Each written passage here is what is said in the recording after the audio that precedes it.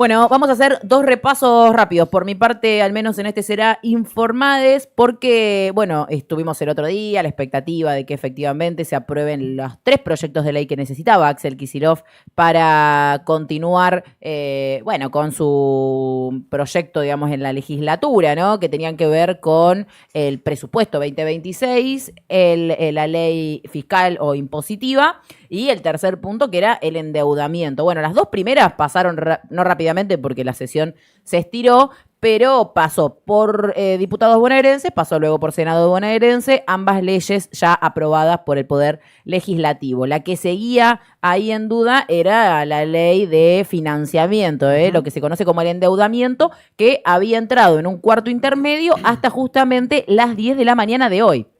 Es decir que ahora, en un rato nada más, escúchenme bien las palabras, debería arrancar a las 10 de la mañana, está pautado la continuación de este debate por el endeudamiento en la legislatura bonaerense, pero bueno, andás a ver, viste, el otro día nos fuimos de acá diciendo, bueno, hay confianza, a las 2 de la tarde arranca la sesión arrancó como a las 9 de la noche. Hay confianza en que se van a aprobar los 3 proyectos, bueno, hay uno que generaba mayor conflicto, que todavía no está aprobado, y además, atente acá con esto que digo de que debería arrancar la sesión y habría posibilidades de que se apruebe, porque en la reunión de labor parlamentaria se firmó la convocatoria a sesiones extraordinarias. Recordemos que está a punto de terminarse el periodo ordinario de sesiones legislativas y en Nación ya tuvimos el pedido de sesiones extraordinarias. Todavía en provincia no lo teníamos. Bueno, se firmó en labor parlamentaria esta convocatoria que también advierte que, bueno, puede que esta discusión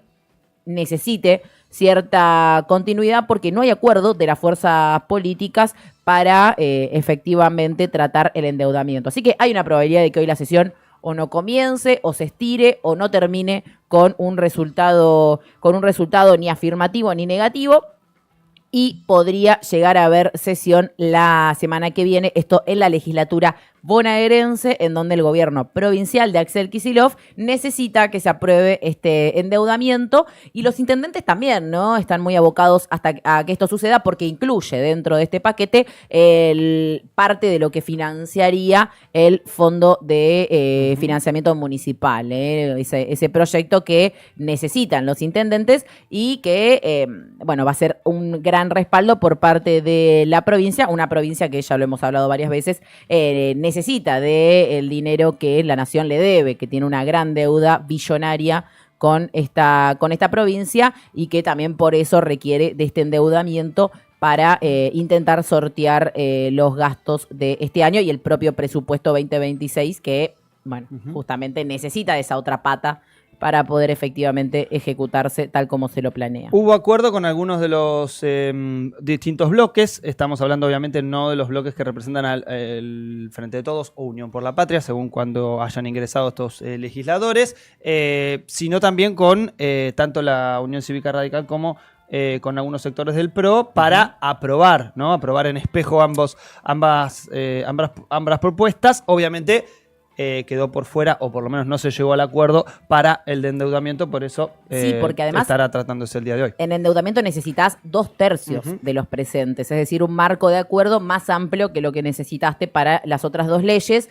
Por lo tanto, se verá cuál es la postura que toman principalmente aquellos bloques como los libertarios más dialoguistas que existen en la legislatura bonaerense, la UCR, algunos sectores de la coalición cívica y demás, que tienen un voto determinante en por lo menos esta configuración del Congreso, que cambiará de cara al año que viene. Y una más, hablando del año que viene justamente porque se nos acerca el 2026, cuando no te diste cuenta estás brindando en el fin del año, pero quienes no se olvidan, y una discusión que continuará para el año siguiente, es la lucha de los docentes y las docentes por el financiamiento universitario. La CONADU ya advirtió que sin implementación de la ley de financiamiento de la educación universitaria no comenzarán las clases en el año 2026. Ahí lo estamos viendo en pantalla. La CONADU y la CTA, luego de un plenario, comunicaron que decidieron que la puesta en marcha del 2026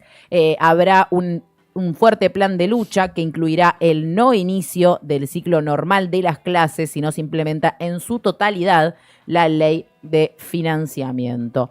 Dice Carlos De Feo, el secretario general de CONADU, la situación de la universidad es sumamente crítica y si el gobierno no ofrece una solución, las consecuencias de este desfinanciamiento histórico de la educación superior llevarán a una crisis que costará muchos años revertir. Somos la universidad pública, advierte el gremio, uno de los gremios de docentes universitarios, que entonces le alerta a la comunidad educativa y a la sociedad en general que no habrá inicio normal de las clases en 2026 si el gobierno no implementa de forma efectiva y como le corresponde, de acuerdo a la ley de financiamiento de la educación universitaria. Así que, bueno, va a ser... Promete un año movidito, complejo. El 2026, sí. Efectivamente. Todavía, si hablamos del presupuesto, pero a nivel nacional, veremos si se trata en las sesiones extraordinarias. Hace muchos años que venimos ya sin presupuesto votado, aprobado a nivel nacional, lo cual también impacta en el área de educación, ya que están totalmente desactualizados los montos que por ley el gobierno destina a financiamiento educativo, sumado además a esta suspensión, es decir, no aplicación de una ley votada y ratificada por el Congreso, ratificada por el Congreso, vetada y suspendida por el gobierno. Así que bueno, en esto estamos, en esto irá probablemente el 2026 y acá vamos a estar, obviamente, para contarlo. Y eso que faltan todavía la apertura de sesiones y lo que va a ser el anuncio de las nuevas autoridades, mejor dicho, los nuevos integrantes del Poder Legislativo, con un paquete que seguramente nos va a tener los últimos 20 días de diciembre con conflictividad, con declaraciones, seguramente con movilizaciones y demás. Así es, pero bueno, media hora ya pasó de las 9 de la mañana, vamos a meternos en la comunidad de Male. La comunidad de Male.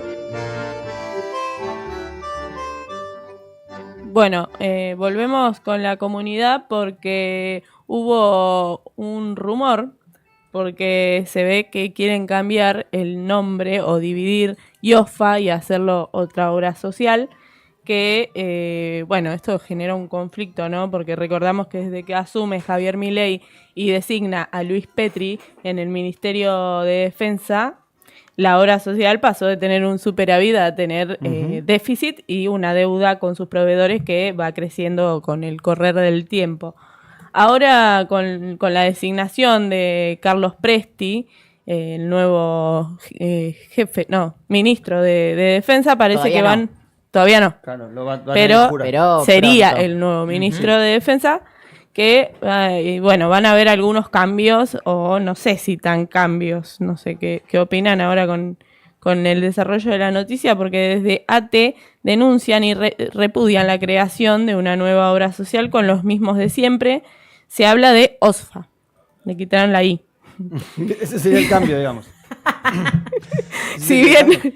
Te prometo que el año que viene voy a cambiar, amor. Te prometo que le Como cambio la Vidal, I y Vidal voy a seguir dice, endeudado. Esta vez es en serio. Esta vez es en serio. De Vidal es ahora OFA. Si bien no hay nada, es que van ajustando tanto que hasta achican el nombre. El nombre. Qué cosa, verdad. Y bueno, no hay nada ningún documento oficial que diga que va a ser así, pero sí hay un fuerte rumor y algunas declaraciones de la ministra Patricia Bullrich que preocupa a los trabajadores de las Fuerzas Armadas y de Seguridad. Porque recordemos que están pasando un momento muy grave.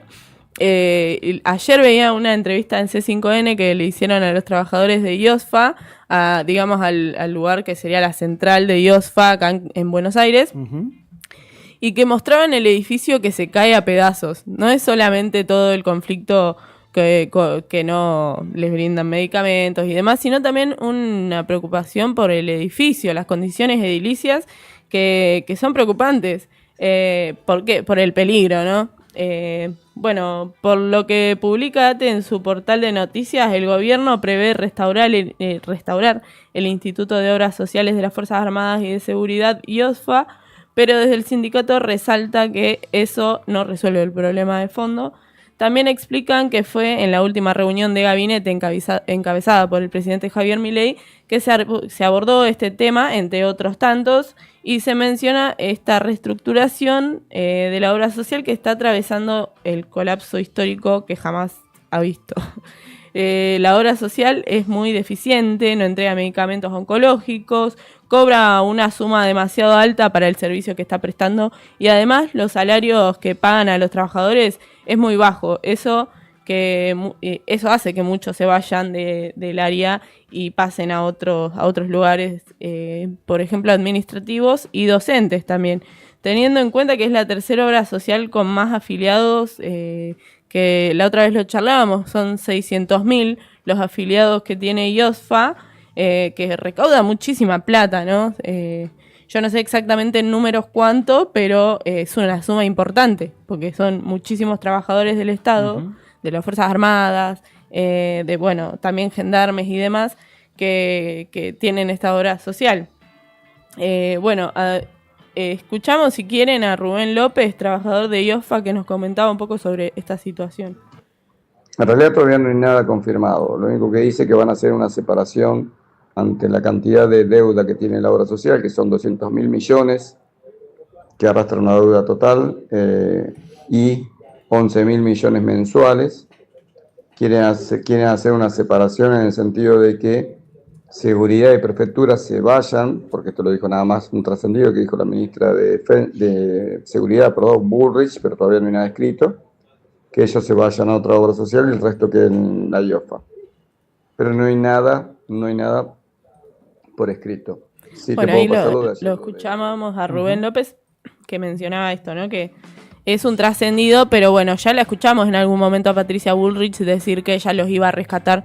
En ese momento se refería a los gendarmes, pero ha dicho cosas, ¿no? Que dejan ver que esto puede ser una posibilidad, o que por lo menos podría ser una de las primeras acciones que haga Presti. Se me confunde entre Petri y Presti, se me confunde un poco, pero puede ser una de las primeras medidas que tome el que sería el nuevo ministro de Defensa. También los trabajadores lanzaron un comunicado en rechazo a esta posible creación que dice: cambiarle el nombre al IOSFA no es una solución, la creación de OSFA es solo maquillaje. La ineficiencia, la falta de transparencia y la mala administración sigue estando ahí, intactas. Mientras se reparten cargos y se reciclan los mismos directores, las y los afiliados siguen pagando más, recibiendo menos prestaciones y sosteniendo un sistema que no devuelve en servicio lo que exigen aportes. La deuda, el vaciamiento y la crisis no se resuelven con nuevas siglas, se resuelven con auditorías reales, participación de los trabajadores, control, transparencia y una gestión que priorice la salud de las familias por encima de los intereses corporativos y los retiros privilegiados. Desde nuestro espacio rechazamos la creación de OSFA porque no ofrece soluciones de fondo y exigimos una reforma seria, responsable y centrada en quienes hoy sufren la falta de cobertura. La salud no se maquilla, la salud se garantiza. Esto lo expresaban desde la Junta Interna de Facultad del Ejército. Así que bueno, vamos a ver qué pasa. Vamos a seguir también muy de cerca esto que está sucediendo con la obra social de las Fuerzas Armadas, que es muy preocupante y vemos que siguen robando, ¿no? Y lo han hecho muchísimo con las Fuerzas Armadas. Sí, tema que obviamente Male viene siguiendo muy de cerca desde hace mucho tiempo y que alguna solución le van a tener que encontrar a resolver el desfalco propio a la obra social. En este caso, esta es un poco una de las posibles líneas a la hora de, trastocar el nombre y empezar a hablar así de algún tipo de reestructuración y tratar de esconder la principal pregunta, que es ¿qué pasó con toda la plata que tenía IOSFA? Sí, y la que sigue teniendo, porque sigue recaudando. No nos olvidemos también que los que son afiliados siguen pagando Siguen por teniendo esa su descuento, prestación que no obviamente. tienen. Sí, y que nosotros nos reímos esto del recorte de la I, Sí. pero también tiene que ver con una desarticulación de la propia obra social, porque Sí. no es lo mismo ser la obra social de las Fuerzas Armadas que ser Sí. el instituto de la obra social de las Fuerzas Exactamente. Armadas, que tiene que ver con una desjerarquización. Similar, digo, a, por ejemplo, IOMA, ¿no? IOMA es el instituto tiene que ver con una institucionalización de Claro. la obra como obra social de quienes prestan servicio en el Estado, que eso, al sacarle esa jerarquía de instituto y pasarla a ser una obra social, también, probablemente, esto lo digo yo, va a tener que ver con esta reforma que quieren hacer desde el gobierno, que tiene que ver con quitar la obligatoriedad, digamos, de ciertas obras sociales, con Y los ponerlo, aportes. hacerlos privados, porque yo estaba pensando Justamente en ese es el eso. otro financiarlo para, aspecto. al no ser obligatorias, terminar invitando, empujando a los trabajadores a pagar prestadoras de servicios de salud privada, que son los verdaderos tongos de este gobierno. Sí. Una especie de FJP, pero en clave de la En salud, clave de salud, y en totalmente. clave de los seguros de salud. El otro punto que me parece no menor es esta cuestión de correr alguna estructura de las propias Fuerzas Armadas a otro tipo de obra social, ¿no? Que es esta posibilidad de que prefectura vaya hacia otro lado, de Sí. que alguna otra fuerza tenga otra obra social. Eso, que parece ser una solución, también lo que termina de ser es golpeando principalmente los afiliados de la obra social, porque justamente es menos caudal de dinero a la hora Claro. de poder recaudar. Sí. O sea, es un desfinanciamiento ya concretamente para estos afiliados. Sí, también algo que tenemos que remarcar es los salarios que están pagando desde la obra social, que hablábamos, el más bajo es de 400.000 pesos y el más alto es de 800.000, 900.000. No tiene sentido lo que pagan, ¿no? Por eso también hay tantos renuncian o pasan a otros lugares porque no se puede creer. Ujú, así es. Un aumento de 1% le dieron en este año a los trabajadores de IOSFA. Ese también es un Están dato. como los Sí, empresarios. como gran parte de los como gran parte de los 4.000. trabajadores estatales que, bueno, justamente como los empresarios, el otro día en el Consejo del Hermoso. Salario, a donde fueron a decir que deberían darle un aumento del 1% a los trabajadores, claramente una mesa del salario que cerró sin acuerdo, se imaginarán.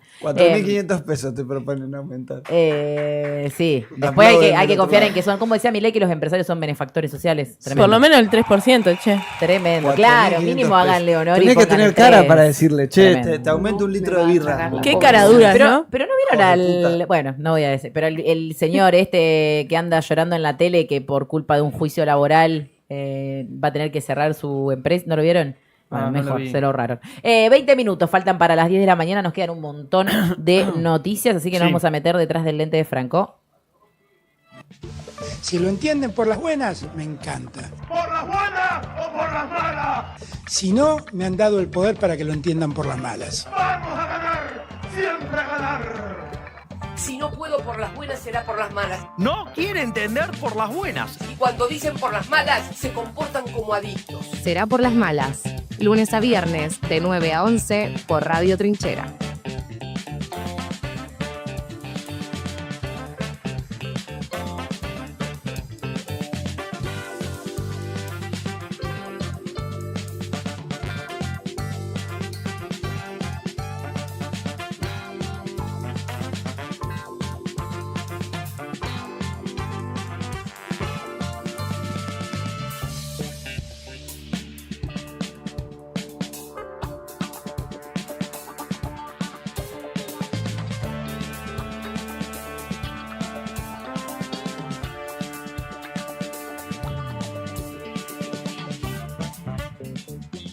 Bueno, y en los hechos de violencia institucional, en el ojo que se está poniendo cada vez más es en la provincia de Córdoba. Lo venimos hablando, ¿no? Male en su segmento muchas veces nos trae estas historias particulares de distintos, en general jóvenes, varones, que son agredidos, violentados o incluso asesinados por la policía, en este caso de Córdoba. Y esta semana se presentó el mapa de la policía en la ciudad justamente de Córdoba como herramienta para denunciar la violencia institucional. Ya funciona el mapa de la policía en otras ciudades, metrópolis, ¿no? Como por ejemplo en la Sí. Ciudad Autónoma de Buenos Aires, que ha servido incluso como herramienta para, recordarán, detectar quién había sido el gendarme que disparó contra Pablo Grillo sí. o contra Jonathan, el hincha de Chacarita. Digo, Sí. sirve como monitoreo de las fuerzas represivas, pero además como una herramienta para las familias tener un lugar a donde ir a denunciar estos casos. Bueno, la propuesta entonces va a permitir acceder a información pública poco difundida, reconocer derechos, conocer cómo actuar ante situaciones de violencia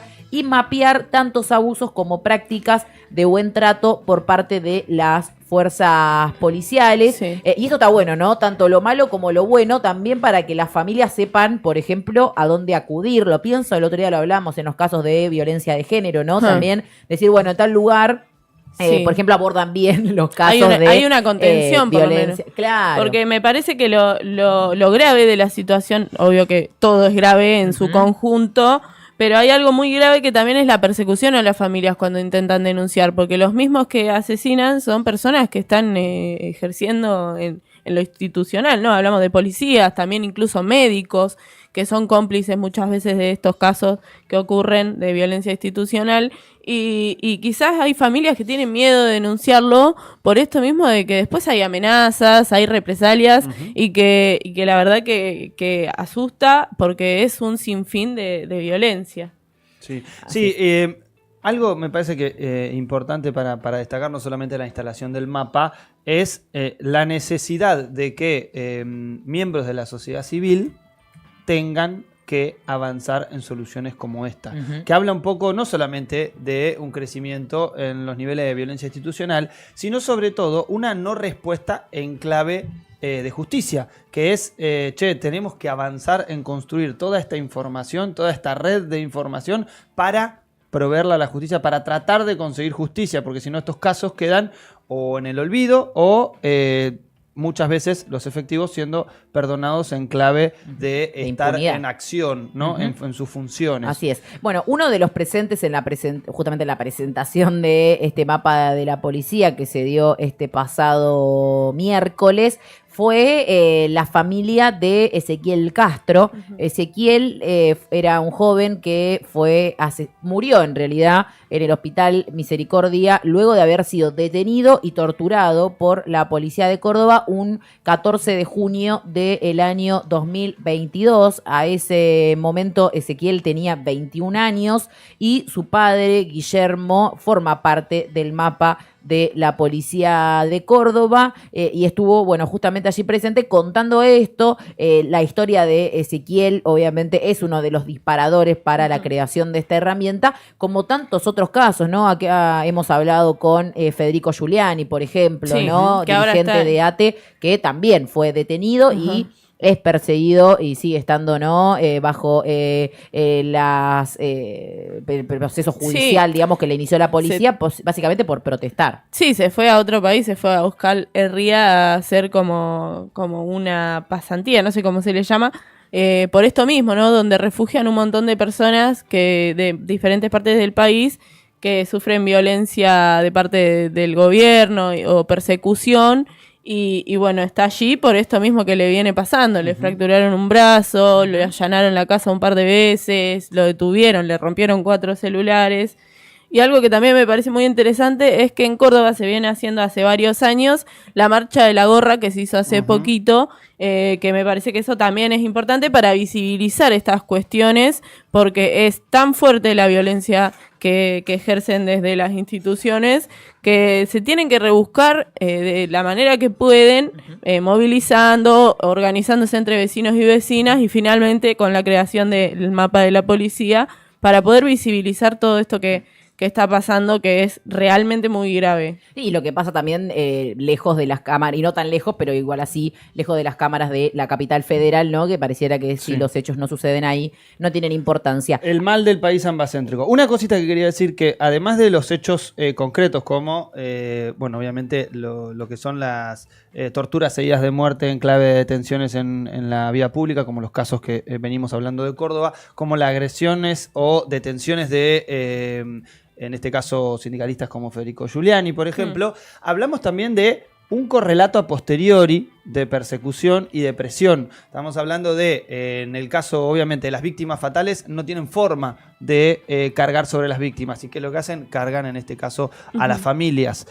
Con lo cual hay un modus operandi también de que tampoco se llegue a la justicia, de tratar de bloquear estas búsquedas de justicia que en los casos de violencia contra dirigentes o en el caso de alguna agresión de efectivos policiales avanza en un término de reclamo, obviamente en clave de las víctimas, las familias buscando justicia y teniendo además que cargar con las presiones, amenazas, visitas a las casas y demás irregularidades que son parte también de un funcionamiento complejo, particularmente en la provincia de Córdoba. Sí, hablamos de los asesinatos así de personas que andan por la calle, pero también lo que mencionaba Julián y ahora recuerdo es de las condiciones en las que están los presos, ¿no? Los que tienen condena o no tienen condena, pero igual están en una cárcel. También las condiciones inhumanas en las que están, él lo mencionaba, bueno, él ha contado que pasó un par de días y no le dieron agua, no lo dejaban bañar y demás. Imagino a los que pasan mucho tiempo ahí las torturas que deben sufrir, porque estamos hablando literalmente de torturas que ejerce la policía y los penitenciarios con las personas que viven en Córdoba.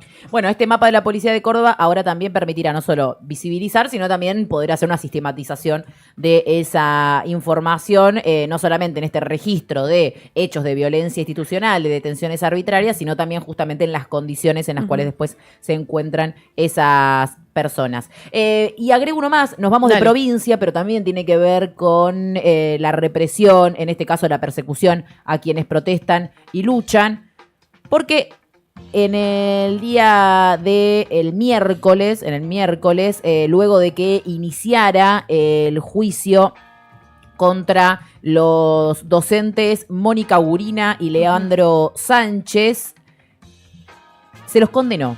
¿Quiénes son Mónica Gurina y Leandro Sánchez? Son docentes que participaron, ¿recuerdan las movilizaciones de Misiones? Que primero arrancó con la policía y luego también participaron los docentes. Y acá en Radio Trinchera les contamos que no era toda una rebelión en conjunto contra el gobierno de Javier Milei, sino que había particularidades de ese conflicto. Que, bueno, una cosa era lo que estaba pasando con la policía, otra cosa era lo que estaba pasando con los docentes.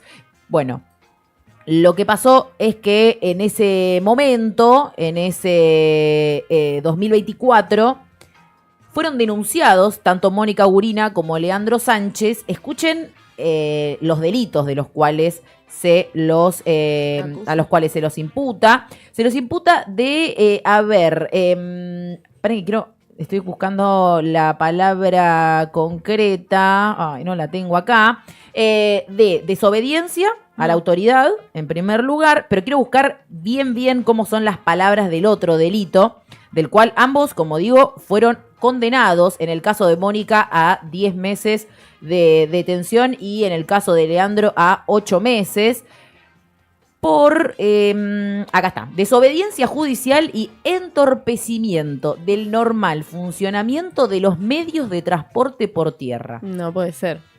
Por eso quería leerlo tal cual. Estamos hablando de cortar la calle, ¿no? Por piquetero, digamos, ese es como será el entorpecimiento concepto. del normal funcionamiento de los medios de transporte por tierra. Lo quería leer tal cual porque también habla de una imaginación creativa. Por lo menos no molestaron en el aire. Claro, no hicieron piquete en el aire, aéreo. Aparte, no, tremendo porque, bueno, como decimos, encima de esta figura que les hicieron para procesarlos, fueron condenados ambos. Como decíamos, Mónica a una pena de 10 meses de prisión y Leandro a una pena de 8 meses. Ambas son en suspenso por no ser reincidentes y por tratarse de penas menores a 3 años. Claro, son penas menores a 3 años. Pero la jueza les impuso tareas comunitarias por haber cometido estos supuestos delitos que dice que imputa, ¿no? Más que nada el gobierno de Misiones. Obviamente tuvo que ver con un movimiento de protesta en contra de las políticas de ajuste del gobernador Hugo Pasalacqua, seguidor obviamente de lo que fue el legado de Rovira en Misiones. El juicio empezó el martes, duró apenas 2 jornadas y en estos días también, como decimos, fue martes y el miércoles ya se leyó la sentencia. Obviamente el repudio de las fuerzas gremiales, de los sindicatos, tanto de Misiones como a nivel nacional y de los gremios docentes en particular, porque obviamente se trata de un acto puro y duro de persecución y de amedrentamiento contra la protesta, más que nada por esta figura, chicos, o sea, verdaderamente. Yo creo que más allá de la carátula y demás, me parece que el antecedente es terrible, porque bueno, obviamente también las condenas, como bien estipulaba Delphi recién, los periodos obviamente son escarcelables, no es que van a cumplir ese periodo detenidos, pero concretamente lo que estamos hablando es de un antecedente terrible en clave de uno de los derechos no solo conquistados, sino consolidados en la Argentina, que es el derecho a la protesta, con el cual justamente lo que ha hecho la provincia de Misiones fue avanzar contra esos distintos reclamos que sucedieron en la provincia. Recordemos, lo hace con los docentes, también sucedió en el caso con algunas de las fuerzas policiales, ahí directamente con otra gravedad sustancial y mayor, que es distinto un sindicato docente a el acuartelamiento policial, que bueno, fueron condenados obviamente por delito de desacato a la autoridad y rebelión, digamos, porque obviamente no aceptan, en este caso, el mandato político, en ese caso el ministro de Seguridad de la provincia. Y este veredicto también va en contra de la Constitución, ¿no? Porque una persona tiene derecho a manifestarse cuando algo no le parece que esté bien. Y que abre un antecedente peligroso, entorpecimiento de los medios de transporte por tierra. Abre un antecedente peligroso y desobediencia judicial también. Abre la penalización directamente de las formas de lucha, de la protesta. En este caso, se da obviamente en un juzgado propio de la provincia de Misiones, pero que también abre un antecedente para la actuación de los distintos juzgados provinciales a nivel, y también obviamente a nivel federal. Porque, bueno, si fueron condenados por básicamente protestar ambos docentes, ¿qué antecedente deja eso para las próximas protestas que haya tanto en Misiones como en cualquier otra provincia del país? Y obviamente mostró lo importante que fueron esas movilizaciones en lo que fue ese estallido que intentó y desafió al poder de Carlos Rovira en la provincia de Misiones, y obviamente la justicia ahí buscando disciplinamiento social, disciplinamiento político, como estamos viendo que lo hace a gran escala, digamos, me refiero a la condena a la expresidenta Cristina Fernández de Kirchner, como también en estos casos, obviamente, de dirigentes militantes que también, ¿no?, buscan atemorizar para que no se siga dando la lucha. En el mismo ejemplo, no es esta condena, obviamente, no engloba exclusivamente a Mónica y a Leandro, sino a la totalidad de los trabajadores que quieran enfrentar a las políticas de la provincia y sobre todo ejercer su derecho,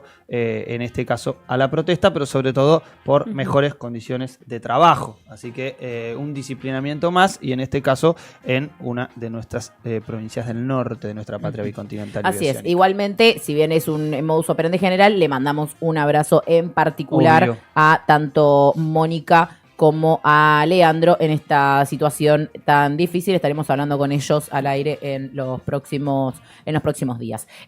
Ahora que nos quedan 5 minutitos, ¿les parece que ahora sí repasemos bien en fino cómo es el tema de la movilización de mañana por Palestina, que lo decíamos al comienzo del programa? Porque mañana es una fecha conmemorativa, ¿no?, importante para la lucha por Palestina. Día Internacional de Solidaridad con el Pueblo Palestino, ratificado por la Organización de Naciones Unidas, por la ONU, 29 de noviembre, con lo cual se realizan distintas actividades en distintos rincones del mundo y obviamente con muchísimo más ahínco, con muchísima más fuerza y fortaleza desde una ofensiva criminal que viene llevando adelante el Estado sionista de Israel, con lo cual obviamente en distintos rincones del mundo va a haber actividad, y obviamente la Argentina, por más que haya una presencia sionista tanto en los medios de comunicación como en el poder económico como en el poder político, muy fuerte, y un disciplinamiento también muy fuerte, igualmente nuestro pueblo solidario se moviliza y con más adhesión últimamente. Hay muchas personas que están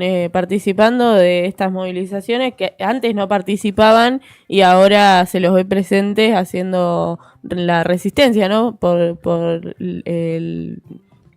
por lo que está haciendo Israel en el pueblo palestino, ¿no? En el Por medio, este obviamente, genocidio. de un supuesto alto al fuego que obviamente Sabemos que Israel no fue cumplido. sigue incumpliendo, si bien en los papeles estamos en este periodo, ¿no?, de supuesta paz temporal, Israel sigue asesinando a civiles en Palestina, como nos anoticiamos permanentemente. Muy interesante también el planteo de la marcha de mañana, porque no solamente señala a aquellos genocidas que perpetran contra el pueblo palestino, sino también a los genocidas de la Argentina, ¿no?, haciendo este paralelismo entre los estados que cometen genocidios en el marco, obviamente, de una reivindicación a estas figuras. Ahí estamos viendo a Videla, estamos viendo a Astiz, Sí. al lado es Agosti, ¿no? Sí. Si no me equivoco, contra los genocidas de ayer y de hoy en Argentina y en Palestina, no a la impunidad. Al finalizar el acto habrá un pañuelazo en Plaza de Mayo. Será entonces esta movilización mañana 29 de noviembre, 15 horas de Congreso a Plaza de Mayo. Y hay un elemento más, en este caso, como bien decías, desde Congreso a Plaza de Mayo, el cierre ahí y con este pañuelazo, por eso también acompañan los organismos de derechos humanos de la Argentina, madres, abuelas, hijos y nietes también, que van a estar participando de esta actividad, pero sobre todo también porque cuando creíamos que en la Argentina las discusiones están saldadas, tenemos lamentablemente familiares, personajes que creen que los delitos de lesa humanidad son escarcelables. Entonces lo que están pidiendo, entre otras cosas, es la libertad de los genocidas. Con lo cual, mañana a las 4 de la tarde en Plaza de Mayo, te lo digo porque va a suceder, va a haber un grupo de defensores de genocidas que van a intentar ir con pañuelos negros a la Plaza de Mayo a pedir la libertad de los genocidas. Una de las cosas que se planteó como amenaza es que iban a pintar de negro los pañuelos de las madres allí en Plaza de Mayo, con lo cual va a tener una gran defensa popular la pirámide de Mayo, por la cual todos los jueves las madres siguen dando la vuelta, exigiendo memoria, verdad y justicia. Así que esto también va a ser parte de la actividad a las 4 de la tarde en Plaza de Mayo. Así que si no llegás a Congreso a las 4 de la tarde, tenés una cita con la democracia de la Argentina, pero sobre todo para poner un límite, porque lo que no podemos permitir concretamente es que haya movilizaciones planteando que los condenados por delitos de lesa humanidad tienen que estar en la calle. En la Argentina hay una consigna muy concreta que es ni olvido ni perdón. Y en el marco de esto no lo llegamos a comentar esta semana acá, pero fue un escándalo también que de este grupo de pañuelos negros se filtraron audios de un grupo interno de WhatsApp que tenían, en el cual decían, che, el sábado va a haber una movilización en Plaza de Mayo, y se discutía si cambiar o no de lugar. La marcha estaba a favor del genocidio y de la libertad de los genocidas, y en ese chat uno de los integrantes decía, si nosotros cedemos en esto, estamos perdiendo la guerra, dice esta persona, para que también entendamos cuál es el clima que ellos proponen a la hora de disputar esto. Ellos están viviendo una guerra, o así lo ven ellos. El grupo se llama Unidos por la Sangre Derramada, como para que entendamos un poco en qué tono están ellos pensando esto. Qué loco que sean las mismas consignas, porque yo recuerdo la frase de la sangre derramada era la bandera que estaba detrás del féretro de Ortega Peña, abogado de derechos humanos, asesinado en los 70, que la frase era la sangre derramada no será negociada. Digo esto, ¿no? De la utilización de palabras, la apropiación y parte de este grupo que casualmente tiene relación también con la visita a E6. Es que además los integrantes de este grupo, uno de ellos es Asunción Benedict, también para que veamos las conexiones con quienes ocupan hoy el Estado. Asunción Benedict, que es no solo de la agrupación Pañuelos Negros, sino que es hermana del diputado nacional por Entre Ríos, Beltrán Benedict. También forma parte el legislador que organizó la visita a Alfredo Astiz y a otros represores el año pasado en la cárcel de Ezeiza. Forma parte de Guillermo Sotovía, hijo de un integrante de las Fuerzas Armadas, y Alfredo Mansur, ex veterano de Malvinas y actual procurador del Poder Judicial tucumano. señalado por realizar torturas a los conscriptos. También forma parte, o por lo menos formaba parte hasta el momento de la filtración de los audios, Orlando Hormiga González, represor condenado en 2017 por ser parte del grupo de tareas de la ex ESMA, entre otros, como decimos, entre algunos que fueron efectivamente militares o son militares que formaron parte del esquema represivo de la dictadura, y otros que son hermanos, primos, familiares o gente simpatizante con estas ideas del genocidio, básicamente, que quieren movilizarse entonces mañana, y se realizará entonces este pañuelazo en contrapropuesta por parte de los organismos de derechos humanos a las 4 de la tarde en Plaza de Mayo. Imagínense lo que dice esta muchacha, Asunción Benedict, que entre otras cosas dice: no solo hay que pedir libertad, hay que reivindicar, porque no es que están presos y se lo merecen. Algunos ya cumplieron ampliamente. La mayoría son inocentes, entonces hay que reivindicar qué es lo que ellos hicieron, por qué están ahí y cómo están sufriendo por darnos nosotros la libertad de la que gozamos hoy. Esto lo dijo al medio Toda la Verdad primero Asunción Benedict, la misma que convoca mañana. No están hablando de la libertad, están hablando de reivindicar hechos que fueron delitos de lesa humanidad. A este punto llegamos en la Argentina, con lo cual por eso es muy importante también la movilización de mañana. 3 minutos pasaron de las 10 de la mañana, vamos con la tanda. Desde Tolosa, en Comunidad Ferroviaria, cavamos trinchera para dar a conocer lo que sucede en nuestra región, Argentina y el mundo. Radio